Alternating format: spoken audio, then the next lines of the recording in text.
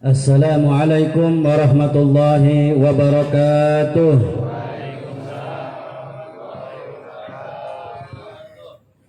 Alhamdulillah wassalatu wassalamu ala Rasulillah Sayyidina wa Maulana Muhammad ibn Abdullah wa ala alihi wa sahbihi wa man tabi'a sunnatahu wa iqtada bihudah.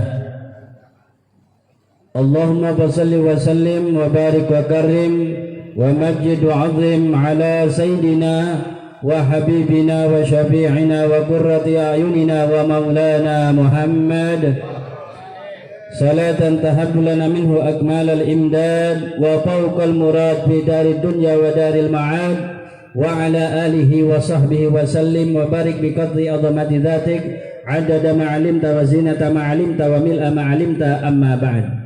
Al-mukarramun, para habaib, wabil khusus Al-Habib Muhammad bin Hasan Al-Jubri, Al-Habib Muhammad Al-Habsyi, Al-Habib Guresh bin Syihab, dan segenap para kiai, para tuan-tuan guru, wabil khusus yaitu Bapak Kiai Haji Muhammad Ilyas, Bapak Kiai Haji Muhammad Syafiq Munandar, dan juga Kiai Muhammad Deden, dan terkhusus kepada Sahibul Bait Al-Ustadz Ahmad Sofian, dan juga pada para tokoh masyarakat setempat yaitu Al-Ustadz Kasman, Al-Ustadz Khairul Anam, Al-Ustadz Rahmat, dan juga Al-Ustadz Hamdi. Terkhusus kepada para tokoh pemerintah yaitu Bapak RT 07 Bapak Sugeng Suharyanto, dan segenap hadirin dan hadirat jamaah sekalian tanpa terkecuali,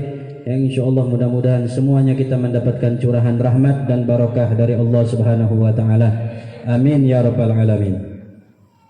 Waktu Nabi kita dikandung umurnya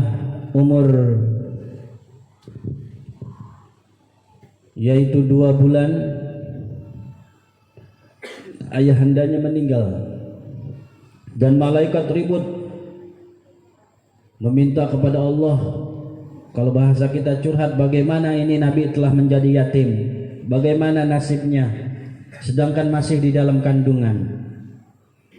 Kemudian Allah Subhanahu wa taala menjelaskan kepada para malaikat, ana waliyuhu wa hafidhuhu wa hamimihi wa aunuhu, aku yang akan melindunginya, aku yang akan menjaganya, aku yang akan menolongnya.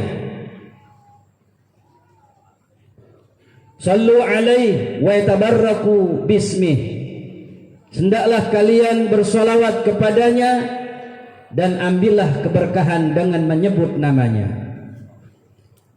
Jadi malaikat saja oleh Allah diperintahkan yaitu untuk bersolawat menyebut nama Nabi Muhammad agar diberkahi oleh Allah, baru Allah akan memberikan berkah.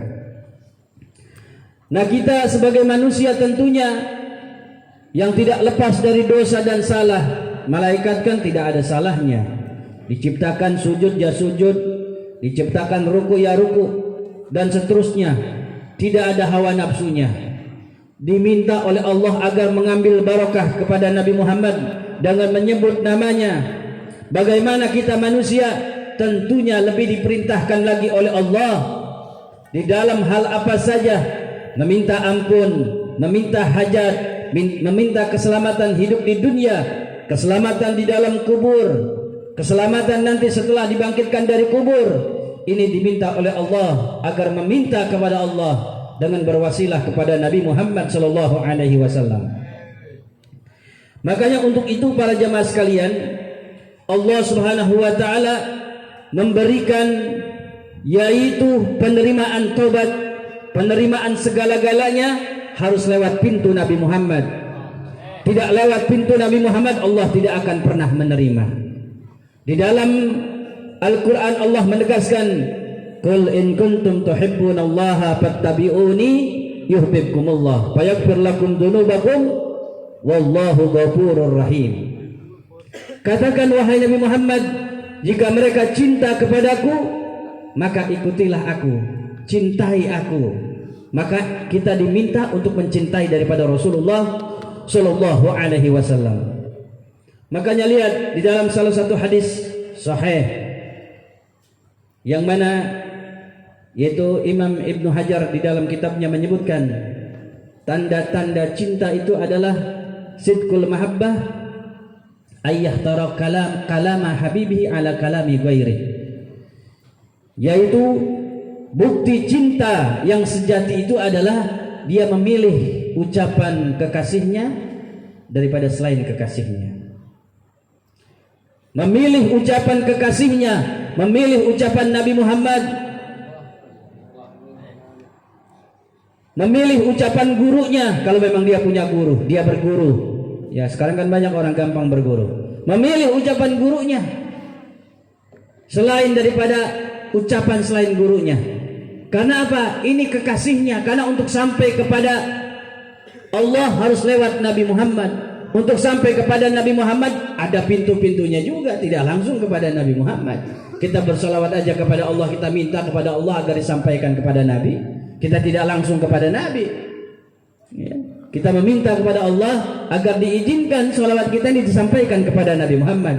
Nah begitu juga pintu kepada Nabi Muhammad ada pintu-pintunya. Di antaranya adalah guru-guru kita, para ulama-ulama kita yang membawa kita menjadi kenal kepada Nabi Muhammad. Itulah kekasih-kekasih kita para jamaah sekalian. Kemudian yang kedua adalah ayyahtara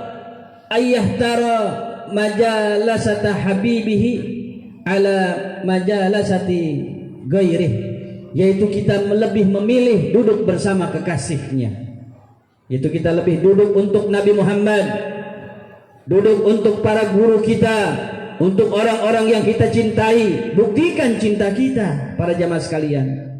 Kalau orang yang memang menuju kepada satu tempat, di tempat tersebut adalah untuk menyanjung kekasihnya, untuk menyebut nama kekasihnya, untuk menghargai kekasihnya, menghargai gurunya, maka itu sudah luar biasa.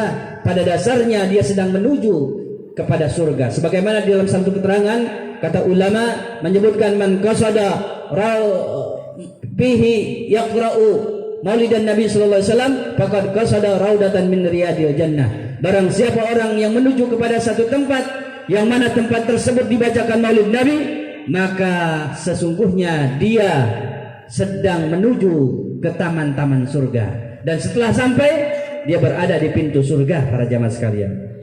Kalau dia sudah ada di dalam surga, maka dia akan dibukakan pintu rahmat oleh Allah Subhanahu wa taala. Kenapa? Li'annahuma qasada dzalikal maudi'a illa limahabbatir rasul. Karena tidaklah dia menuju kepada tempat tersebut melainkan untuk mencintai Nabi Muhammad sallallahu alaihi wasallam. Kalau kita untuk menyenangkan semua orang, kita nggak bisa. Menyenangkan semua orang kita nggak bisa, saudara hadirin sekalian. Senangkan orang-orang yang kita cintai, yang kita katakan itu guru kita, yang kita katakan itu kekasih kita, kita senangkan. Karena kata Imam Syafi'i nggak bakal mampu untuk menyenangkan semua orang. Bagaimana caranya? Caranya adalah Imam Syafi'i mengatakan, yaitu lawistahadta kulla juhdi ala anturdan nasa kulluhum fala sabil. Kalau kamu berusaha dengan keras untuk menyenangkan semua manusia, niscaya kamu tidak akan pernah mampu. Jadi bagaimana caranya? Senangkan, yaitu beramal dengan ikhlas karena Allah, menyenangkan Nabi Muhammad lewat pintu-pintu, menyenangkan guru-guru, menyenangkan orang-orang yang kita cintai, maka kamu tercatat sebagai manusia yang menyenangkan seluruh manusia. Tuh begitu para jamaah sekalian. Makanya di sini disebutkan yaitu ayyahtara kalama habibihi ala kalami ghairihi, ayyahtara majalasata habibihi ala majalasi ghairihi. Yang terakhir adalah wa yahtara ridha habibihi ala ridha ghairihi. Dia memilih yaitu ridha kekasihnya daripada ridho selain kekasihnya. Kita duduk di mana ini tempat, Allah ridho, Rasulullah ridho, dan orang-orang yang kita cintai ridho, maka ini adalah pilihan kita. sebagai manusia yang memang mengklaim kita cinta kepada Allah, cinta kepada Rasulullah, dan cinta kepada para ahlul baitnya Rasulullah sallallahu alaihi wasallam. Kalau sudah demikian para jamaah sekalian, apapun hajat kita, apapun yang kita pintakan kepada Allah, niscaya tidak akan ditolak oleh Allah. Bahkan di dalam hadis qudsi Allah menyatakan, ya ibna Adam, law balagha dzunubuka ananas sama summa astaghfartani ghafartalak wala ubali. Ya anak Adam, andai kata dosamu sampai menumpuk mentok ke langit, kemudian kamu minta ampun kepadaku, niscaya aku bersihkan dan aku ampunkan daripada dosa dan kesalahan. Wala ubali, aku tidak peduli. Kenapa? Karena jalan kita sudah benar. Kita meminta kepada Allah berwasilah kepada Nabi Muhammad. Kita meminta kepada Nabi Muhammad berwasilah barokah kepada para guru-guru kita. Mereka pada ridho kepada kita, otomatis Rasulullah ridho. Rasulullah ridho, berarti Allah Subhanahu wa taala juga ridho. Maka untuk itu siarkan terus. Ya, jangan kita menghadiri tempat-tempat yang jauh-jauh. Guru kita ditinggalkan, majlis kita ditinggalkan. Dari mana kita kenal mereka? Dari mana kita kenal Rasulullah kalau bukan dari guru-guru kita? Nih caranya yang diajarkan oleh guru-guru kita juga seperti itu caranya. Ya, setiap guru kita mengadakan acara, kita paling depan mendukungnya. Kita paling depan untuk menghadirkannya, untuk menyenangkan guru kita. Kita jangan bicara untuk menyenangkan Nabi Muhammad. Belajar dulu senangkan guru kita. Baru kita termasuk orang-orang yang bisa menyenangkan Rasulullah. Makanya untuk itu saudara hadirin sekalian, istiqomalah di majlis-majlis seperti ini. Karena apa? Apapun yang kalian lakukan, sekalipun kalian berangkat ke Mekah, Madinah, belum bisa menyenangkan orang, bisa menyampaikan kepada Rasulullah, niscaya kalian belum termasuk orang yang bisa menyenangkan Rasulullah. Maka untuk itu berjalan, bergandengan, bersama-sama, senangkan guru-guru kalian. Insya Allah kalian akan disenangkan oleh Allah dan Rasulnya, karena kecintaan kalian kepada Allah dan Rasulnya diterima oleh Allah Subhanahu wa ta'ala. Hadza ala minkum, wassalamualaikum warahmatullahi wabarakatuh.